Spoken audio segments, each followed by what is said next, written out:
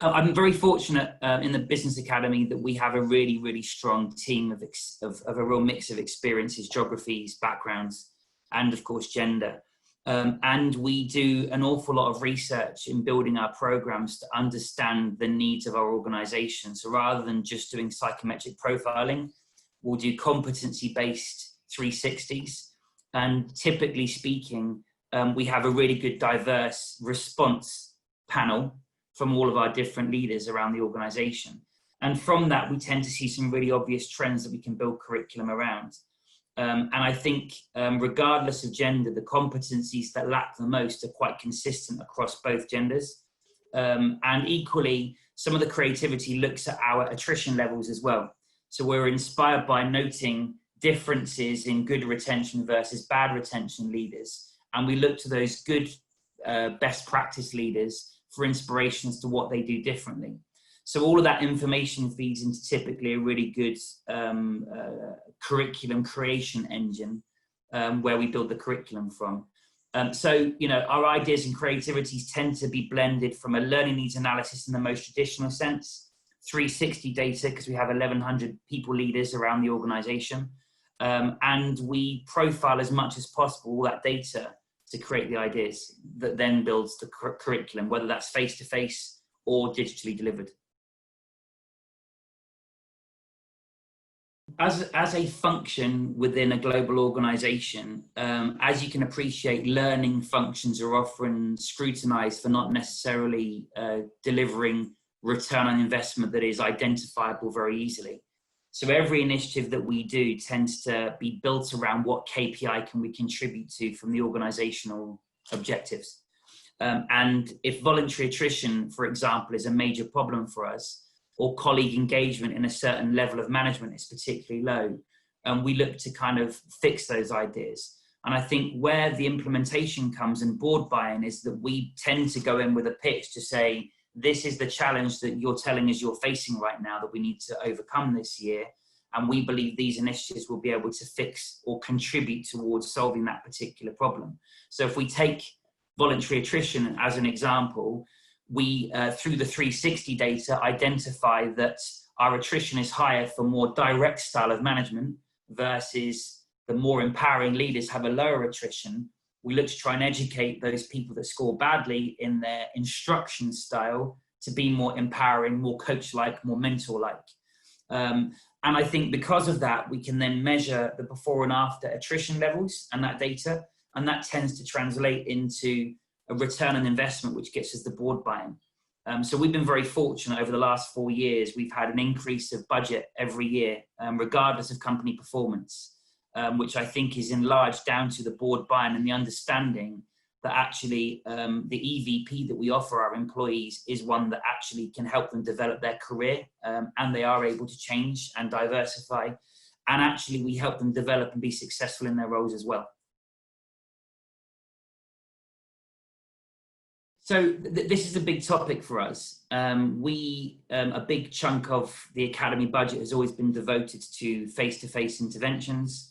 And of course, the world is changing around us in terms of how learning is delivered. I think one of the things we've realized, certainly more since COVID-19 has kind of arrived, is there is a requirement of intimacy of employees and networking and live interactions versus pre-recorded learning. So for example, in the last 3 months, we've had a triple number increase of enrollments of live virtual curriculum delivery. So webinars, interactive classrooms, coaching, as opposed to e-learning. So I would say that for us, we are going to be realigning our strategy to be very heavily digitally delivered and live, as opposed to investing heavily in pre-recorded e-learning. Because I think where people are now remote and unable to perhaps meet face-to-face as they would have done previously, plus I would imagine remote working is going to become a bigger thing for the organization as we start to go back to normal. The new business as usual will not necessarily be as much face-to-face as it was previously. So I think digital coaching, digital mentoring, digital live delivery is going to be 85 to 90% of what we do. In addition, where we have in country or in market learning delivery, that too will also become more digitally delivered. Previously would have said you only do it face-to-face in the office, but of course, if there is 30% of your office now being told to always work from home moving forwards to prevent any additional issues with COVID-19, I suspect we will have to say we lead with a digital style of delivery, and if people happen to be in the room, that's nice to have, but you need to be focused very much on your remote audience as opposed to the face-to-face audience.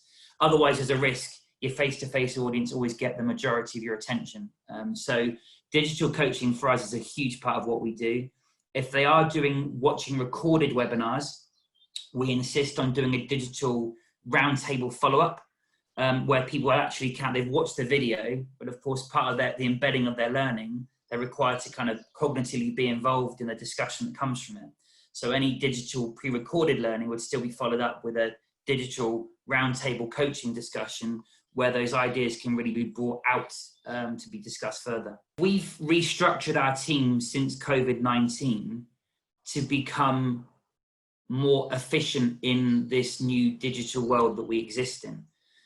Historically, we were regionally distributed into continents, and we had regional teams who ultimately did the similar things, but with regional nuances.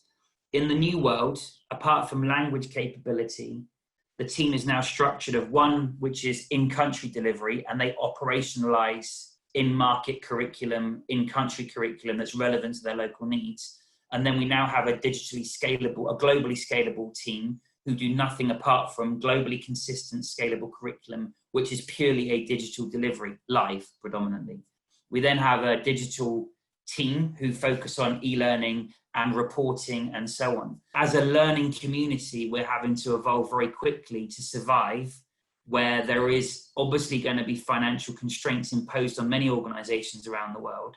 And we're trying to be creative in ensuring that our colleagues remain engaged, but also what we do is as efficient as possible. So the restructuring of the academy team for TMF has been critical to making sure that we're constantly seen as delivering what the business needs in an efficient way.